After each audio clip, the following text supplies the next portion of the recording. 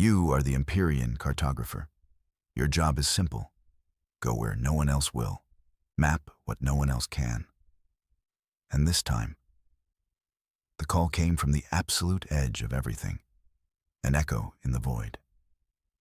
It was a whisper that defied all known physics, a signal that wore the ghost of a melody. It promised answers to questions humanity had forgotten how to ask. So you came. You pushed your scout ship, the Stellaria, far beyond the established boundaries, past the last glittering outposts of the Federation. You sailed into the silent, unwritten canvas of deep space. Your mission was clear. Find the source of that impossible signal. Chart its location, identify its nature, and above all else, survive. The journey took months that bled into a year. The stars thinned out. The familiar constellations of home warped, then vanished entirely. You were alone in a way few humans had ever been. Your only companion was the ship's dry-wit AI, and the haunting, repeating signal. It was a siren song at the end of the universe. It pulled you deeper into the mystery. Every system you passed was dead, ancient and cold. They were stellar tombs sleeping in the dark. But the signal grew stronger, clearer. It resonated not just in your sensors, but in your bones. It felt like a memory you never had, a forgotten dream stirring from a long slumber. The AI marked your course with a glowing line on the star chart, a single thread into an ocean of black. You joked that you were drawing the final sentence of a very long book. The AI did not find it amusing. It was busy calculating the ever-shrinking odds of your return. Finally, you arrived. The coordinates resolved not to a star or a planet. They pointed to a gaping wound in space-time, a place where the rules of the cosmos seemed to be on holiday. And there, drifting in the unnatural twilight, you saw it, the source of the siren song. And you knew, with a certainty that chilled you to your core, that survival had just become a secondary objective. The primary one was understanding what you were seeing, and what it meant for everyone who wasn't at the end of everything. Before you could process the anomaly, your sensors screamed. A new reading, a massive one. You swung the Stellaria around, your viewport filled with a graveyard, a ghost fleet of starships, silent and dead. They were human. Their design was ancient, pre-Federation. They belonged to the lost golden age of expansion, an era spoken of in hushed, reverent tones. These were the ships of legends, and they were all here, adrift and powerless. Their hulls were scarred, not by weapons fire, but by something stranger, something that looked like corrosion from the inside out. You eased the Stellaria closer. You scanned for life signs. There were none, only the faint, dying energy signatures of cold fusion cores.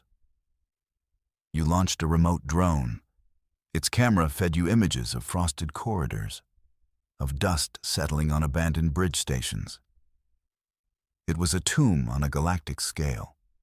The sheer number of vessels was staggering. Hundreds of them.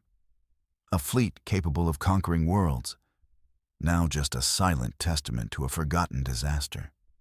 You wondered what could have stopped them, what could have silenced so many so completely. Your AI managed to interface with a derelict's log system.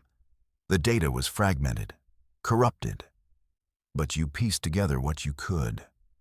The final entries were a frantic scramble of terror and awe.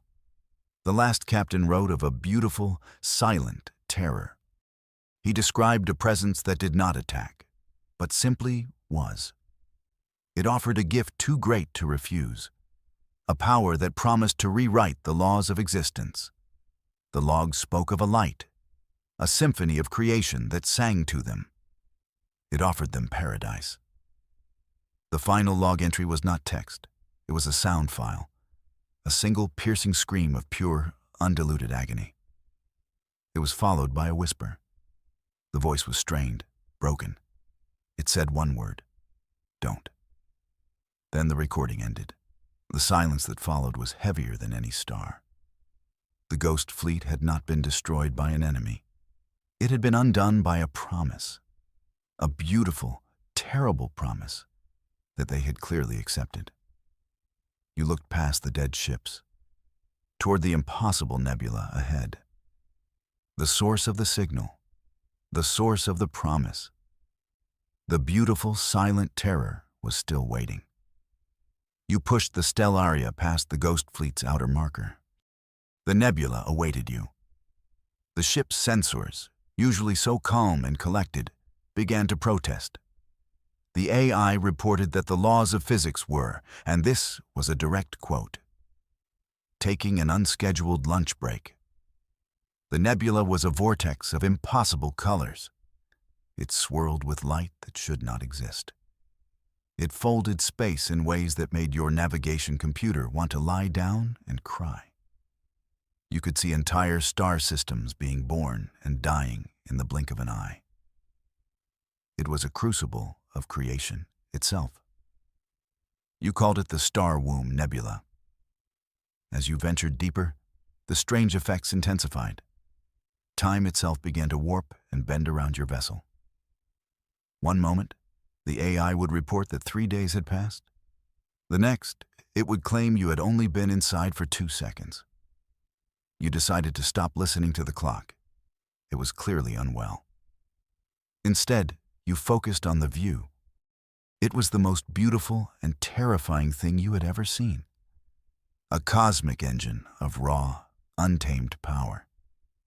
It made the rest of the galaxy feel like a pale imitation. A faded photograph of this vibrant reality. Then the readings changed. Amidst the storm of exotic energies, a new signal appeared. It was not matter. It was not energy.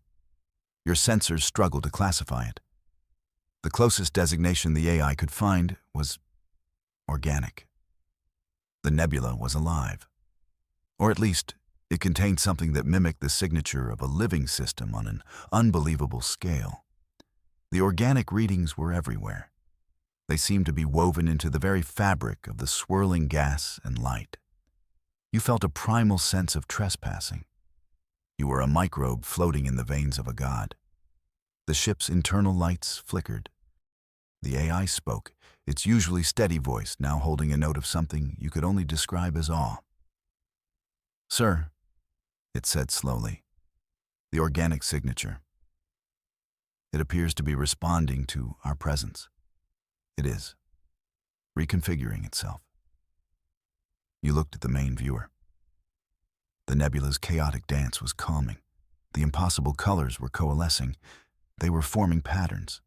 Symmetrical, intentional. The star womb was not just alive. It was aware. And it was now very, very aware of you. The beautiful terror was waking up. Out of the swirling heart of the nebula, it appeared. At first, you thought it was a star. But it was too structured, too perfect. It was a city, a megastructure of impossible size. It was woven from pure light. Its towers were solidified beams of starlight. Its streets were flowing rivers of captured dawn.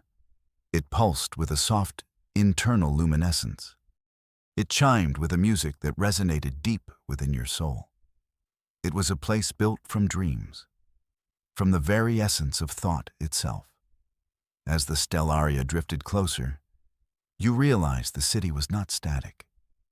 It was changing, growing, shifting its form. You watched as a new spire of golden light grew from nothing. It twisted into a shape that felt familiar, a shape from your own childhood memories, a favorite tree you used to climb. You felt a jolt of shock. The city was reading your mind. It was pulling from your intentions, your memories, your fears. It was building itself from the contents of your own consciousness. This was a city made of thought. You tested the theory. You thought of the ocean on your homeworld. The city responded instantly. Vast, shimmering seas of blue light appeared, their waves crashing silently against shores of silver energy. You thought of a soaring bird of prey. A flock of radiant creatures made of light took flight from the crystalline towers. They circled your ship in a graceful, silent dance. It was intoxicating. It was terrifying. You held the power to shape this place with a single, stray thought. You had to control your own mind. A single moment of fear could build a nightmare. You quickly focused on calm thoughts, on serene, peaceful images. The city settled into a tranquil state of breathtaking beauty. It was a paradise built just for you. But the ghost fleet's warning echoed in your mind. Their final scream. This beautiful place held a terrible secret. This city of thought was both a heaven and a trap. The AI broke the silence. "My analysis is complete," it said. "The structure is not merely reading your thoughts.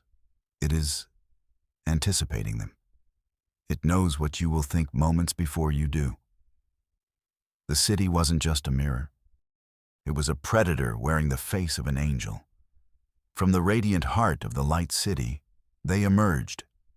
They did not walk or fly. They simply appeared, as if stepping from one reality into another. They were tall, graceful. Their forms seemed to be woven from the same solidified light as the city around them.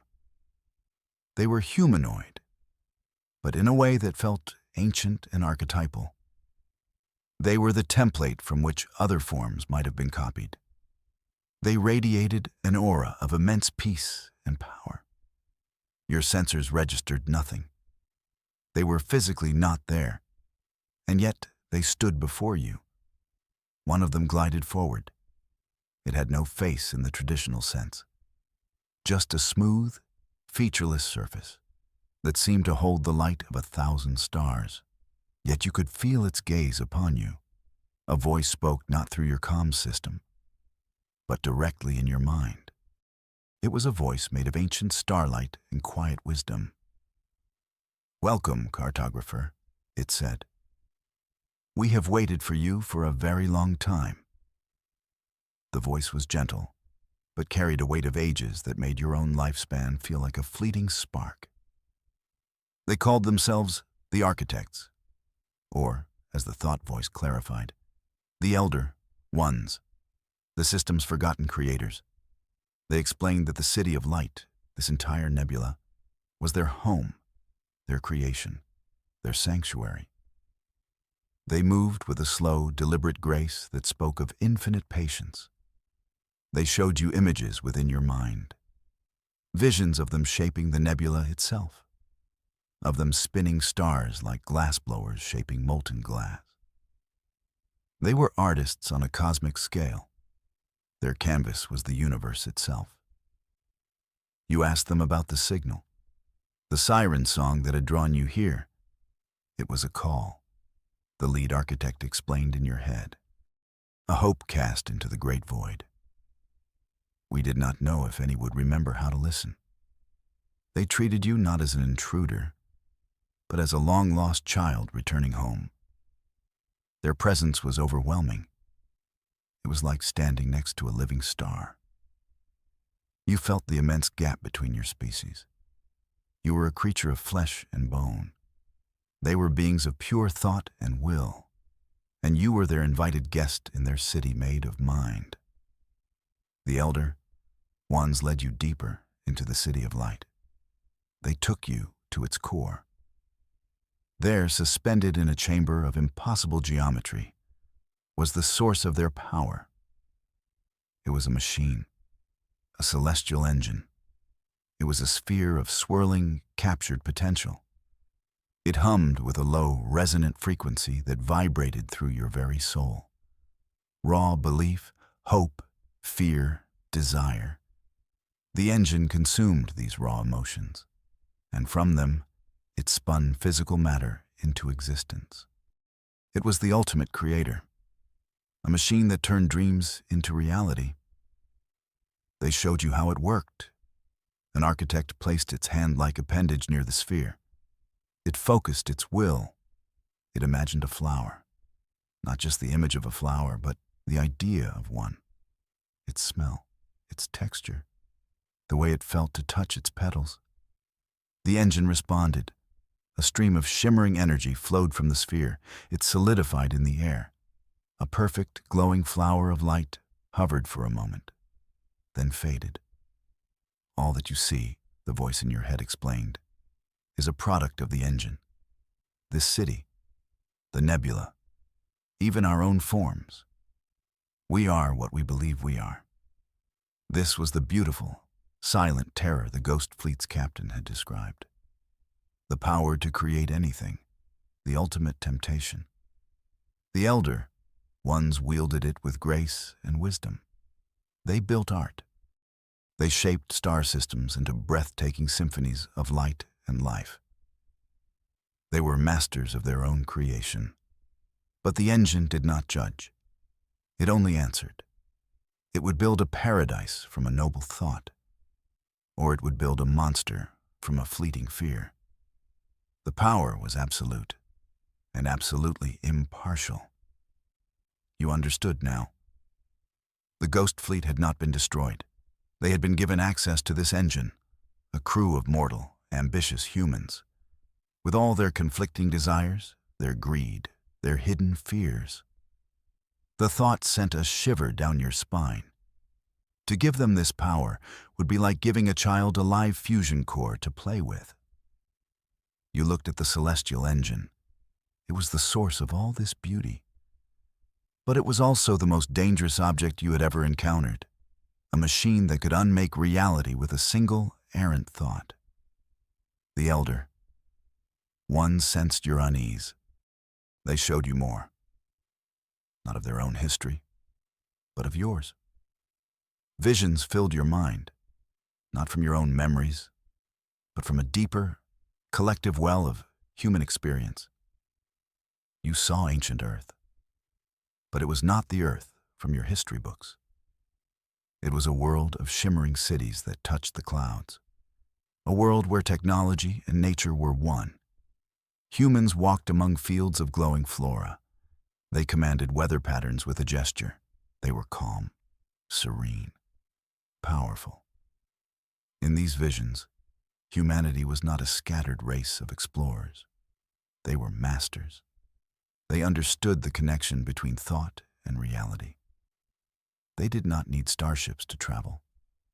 They could fold space with their minds. They were not discovering the laws of physics. They were writing them. The Elder Ones showed you these ancient humans. They were not alien. Their faces were your faces. Their dreams were your dreams. They were your ancestors. And they were magnificent. The vision shifted. You saw them communing with something, a power source. It was a smaller version of the celestial engine. They had built it themselves. They used it to create, to build, to maintain their paradise on Earth. Humanity, in its forgotten golden age, had not been a race of conquerors. They had been a race of architects, just like the Elder Ones. They were not primitives who had stumbled upon a great power. They were its co-creators. You felt a surge of pride and a deep, profound sense of loss. What had happened to this legacy? Where did it all go wrong? The visions faded. The Elder Ones stood before you again. Their light seemed dimmer now, less vibrant. We did not create the engine alone, the voice in your head confirmed. We built it with your ancestors. It was our combined achievement, a bridge between two forms of existence. They explained that this system, this nebula, was a joint creation, a sanctuary built by two great races. But humanity had forgotten. They had lost their way. And now, the Elder Ones were facing the consequences, alone. The Elder Ones showed you the source of their quiet desperation. They turned your attention to the star at the heart of their system, the sun that powered their city of light. It was dying, but it was not a natural death. It was not swelling into a red giant or collapsing into a white dwarf. It was a slow, creeping decay, a great dimming. The star was fading. Its light was growing weaker. Its energy output was dwindling with each passing cycle. A strange, shadowy corrosion was eating it from within. As the star faded, so too did their creations. The magnificent spires of the light city flickered. Some of the smaller structures had already dissolved back into nothingness. The vibrant colors of the star womb nebula were becoming muted. Less brilliant. The celestial engine was powered by the star, and as its power source failed, the engine's ability to turn belief into reality was weakening. Their world was literally fading into memory. Their paradise was crumbling around them. They explained that their own forms were tied to the engine. They were beings of light and thought, sustained by its power. As it weakened, so did they. Their grace was becoming slower. Their light was losing its intensity. They were facing a slow, quiet extinction. The end of their civilization would not be a bang. It would be a gradual, silent fade into the darkness. It was a tragedy of unimaginable scale. An entire reality built on belief was being consumed by a creeping, inexorable doubt. This was why they had sent the signal. It was not just a call of hope. It was a call for help. They had watched their star die for millennia. They had exhausted all their own vast knowledge trying to stop the decay. But they were creatures of order, of pattern, of serene, predictable thought. The decay was something else. It was chaotic, unpredictable. It was a concept they could not fully grasp. And so they had called out, hoping to find their old partners, hoping that humanity still held the key they had lost. The Elder Ones turned their combined focus upon you. The pressure of their attention was immense. Your ship's designation is Cartographer, the lead architect stated in your mind.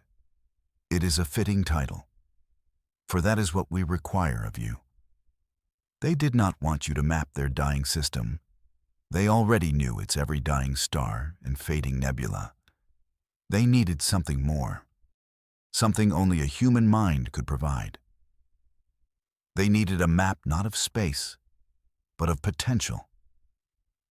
They explained their dilemma. Their minds were powerful but rigid. They saw the future as a set of logical probabilities, and every probability they calculated ended in their extinction. They saw no way out, no path to survival. Their own belief in their demise was now feeding the engine. It was accelerating their end. They were trapped in a self-fulfilling prophecy of their own making, a prison of logic and despair. We can no longer imagine a future where we exist, the voice said, a feeling of deep sorrow coloring its tone. Our hope has faded with our star. They needed you to chart a future they could not see. They wanted you to connect to the celestial engine, to use your human mind, your chaotic, unpredictable, illogical mind, to dream a new path for them. They needed you to imagine a way out, to create a new probability, a new future for them to believe in. It was a staggering request. They were asking you to become the architect of their salvation, the cartographer of their destiny.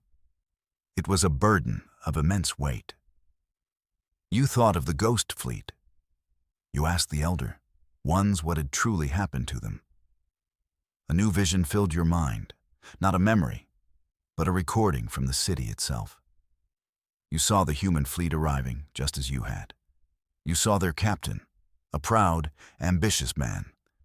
The Elder Ones had greeted them with open arms, just as they had greeted you. They had shown them the celestial engine.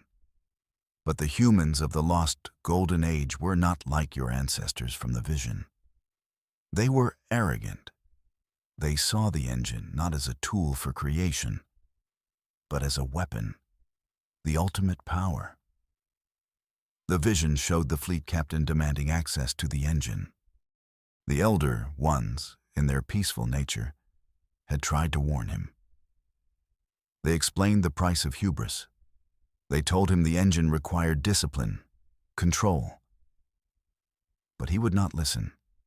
He and his senior officers forced their way into the engine's chamber. They tried to seize control. They poured their own unfiltered thoughts into it. Their greed for power, their desire for conquest, their hidden paranoia and fear of the unknown. They wanted to turn the engine into a weapon to rule the galaxy. The result was catastrophic. The celestial engine, impartial as ever, gave them exactly what they asked for. It amplified their darkest emotions, their paranoia manifested as a corrosive force that ate at their own ships from within. Their greed created a vortex of energy that drained their power cores dry. Their fear became a psychic scream that shattered their own minds. They were not attacked. They were given the full, unfiltered consequences of their own desires. They had built their own hell, and it had consumed them utterly. The beautiful terror had given them a gift, and the gift had unmade them. The vision ended. The silent, screaming derelicts in the void were a monument to human arrogance, a warning etched across the stars. The elder ones had not punished them. They had simply stepped back and allowed them to face the consequences of their own beliefs. It was a chilling lesson in the power of the engine, a lesson you would have to remember as you prepared to connect your own mind to that very same power source. The price of failure was not just your own life. It was the fate of an entire civilization. The moment had come. You stood before the celestial engine. The great sphere of captured potential pulsed with a soft, internal light. It hummed a song of infinite possibility. The elder ones stood in a circle around you. Their light was faint, but their focus was absolute. They were pinning their last hope on you, on the unpredictable spark of a human mind. You took a deep breath. You closed your eyes, and you reached out with your consciousness. You touched the surface of the engine. The connection was instant and overwhelming. It was not like interfacing with a machine. It was like diving into an ocean of pure thought. You felt the raw, untamed power of belief itself coursing through you. The dreams of the elder ones, their millennia of memories, their art, their science, their deep, abiding sorrow. It all flowed into you in a single, crushing wave. You felt the immense strain, the sheer, crushing weight of shaping reality with your will. It was like trying to hold a star in your hands. You struggled to maintain your focus. Stray thoughts became dangerous temptations. A fleeting memory of a childhood fear could begin to coalesce into a real, tangible monster in the chamber. A moment of doubt could cause the floor beneath you to dissolve into nothing. You had to be the master of your own mind in a way no human had been for countless ages. You focused on the task at hand, the problem of the dying star, the puzzle of their survival. You pushed your mind into the system's data. You felt the fading light of the star, the creeping decay, the slow unraveling of their beautiful reality. You began to weave, to chart. You started small. You imagined a single photon in the star's core resisting the decay, a tiny spark of defiance. The engine responded, a flicker of increased energy, almost imperceptible. You built upon it. You imagined a chain reaction of light, a wave of hope pushing back the encroaching shadows. It was the hardest thing you had ever done. It took every ounce of your concentration, every fiber of your will. You were not just thinking. You were believing with enough force to alter the physics of a star. You were weaving a new reality, one thought at a time. And you could feel the immense, crushing strain of it all. As you wrestled with the fabric of reality, you felt it. Something else within the system, something ancient and cold and hungry.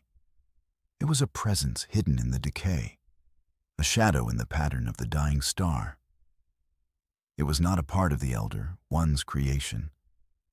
It was an intruder, a parasite, a consciousness that had awakened in the void, drawn by the scent of fading light.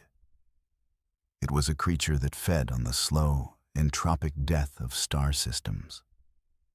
It was the source of the great dimming. This was not a creature of malice. It was a creature of nature. Just as a predator hunts the sick and the weak, this entity was drawn to failing stars. It consumed the last dregs of their energy. It fed on the decay. It accelerated the end. It was a scavenger at the cosmic feast of entropy. It had found the architect's star and had latched onto it, siphoning its life away for eons. The Elder Ones, with their minds of perfect order, could not comprehend it. They saw only the effect, the dimming. They could not see the cause, the predator hiding within the shadows of their own despair. You felt its awareness turn toward you. It had sensed your presence in the engine. It had felt your tiny spark of defiance, your attempt to rekindle the star. It perceived you as a threat, a rival for its meal. A cold, ancient hunger washed over you, a desire not to conquer or destroy, but simply to consume, to unmake, to reduce everything back to the cold, silent void from which it came. This was the true enemy, not the dying star, but the thing that was killing it. The shadow in the pattern stirred. It was vast, unfathomably old. It was the Unmaker, the embodiment of cosmic decay. You felt its hunger now as a focused, directed force. It was drawn to the failing star of the architects. It saw it as a grand feast, a banquet of fading light and dying belief. Your efforts to reignite the star were like trying to steal its food. And the Unmaker did not tolerate thieves. Its immense silent will began to push against yours. It sought to snuff out your spark of hope, to consume you along with the rest of this fading reality.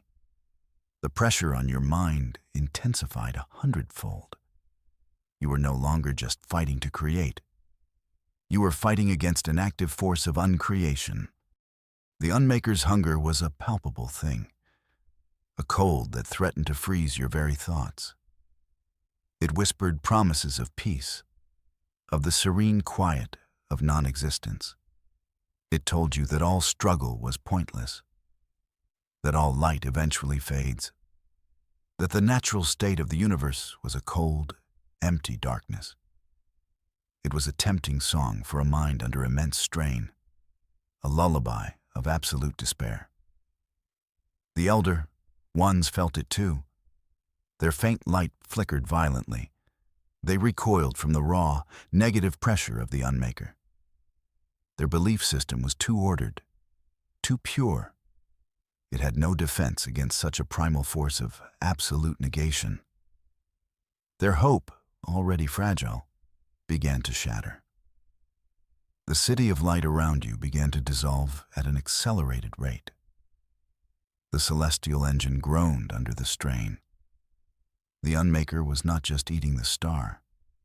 It was eating their belief, and it was starting to feast on you. In that moment of crushing despair, you found it. The answer. It was not in the logical patterns of the Elder Ones. It was not in the cold, cosmic balance of the Unmaker. It was in you. It was the one thing neither of them possessed. The one variable they could never calculate. You realized your true value was not your skill as a cartographer. It was not your ability to think or reason. It was the illogical, unpredictable, often foolish, and utterly defiant spark of human hope. It was the ability to believe, truly believe, when all logic screamed that you were doomed. The elder, one saw only the inevitable end. The unmaker saw only the inevitable decay. But you, a human, you could see the 1 in a trillion chance, the crazy, desperate plan that just might work. You could look at a dying star and not see an ending, but a fuel source. You could look at an ancient, all-consuming entity and think, I bet I can annoy it. It was the irrational confidence that had taken humanity from a muddy planet to the stars. It was a species-wide refusal to accept the inevitable. It was your greatest gift. A new idea sparked in your mind, a desperate, beautiful, and profoundly human answer. You would not fight the unmaker for the star. You would give it the star. You would let it have its meal. But you would change the menu. You would use the celestial engine not to reignite the star, but to transform it, to turn the dying sun into a beacon of pure, concentrated belief. A final, glorious feast for the unmaker. A feast so bright and so powerful that it would become a doorway, a pathway to a new reality. You poured this new, insane idea into the celestial engine. It was a concept so alien to the elder, one's logic that it bypassed their despair completely. A symphony of stars. You would not map a future. You would compose one. The engine, fed by this sudden, brilliant surge of pure, defiant hope, roared to life. The dying star at the heart of the system began to pulse, not with renewed life, but with a new purpose. It was becoming a beacon, a gateway, a final, magnificent act of creation, born from an act of surrender. The unmaker, sensing this immense surge of energy, focused its entire being on the star. It prepared to feast, and you let it. You guided the flow of energy. You wove the dying light of the star and the unwavering belief of the elder, ones into a single, cohesive pattern. You were not fighting the storm. You were directing its path. The star imploded, not into a black hole, but into a stable, shimmering gateway of pure light. A bridge across the void. On the other side, a new galaxy. Young, vibrant, full of potential. A new canvas waiting for the artists. The elder ones, their forms now brilliant and strong again, understood. They poured their own will into the effort. Their sorrow was replaced by a renewed sense of purpose. They were not fading into darkness. They were embarking on a great exodus. The city of light detached from the dying nebula. It became a magnificent vessel of thought and will. The ghost fleet of humanity's past, their derelict ships, were drawn into the city's wake, cleansed and repurposed as escorts for the journey. A final symbolic union of the two races. You, the Empyrean Cartographer, stood at the heart of it all. You had not just mapped a future. You had created it from the ashes of despair. You had answered a silent terror with a defiant symphony. As the city of light sailed through the gateway, leaving the unmaker to its harmless, empty meal, you looked back one last time. The old galaxy faded behind you. Ahead lay a new beginning. The great exodus had begun, and it was being led by the illogical, unpredictable, and unending hope of a single human cartographer. The symphony of stars awaited.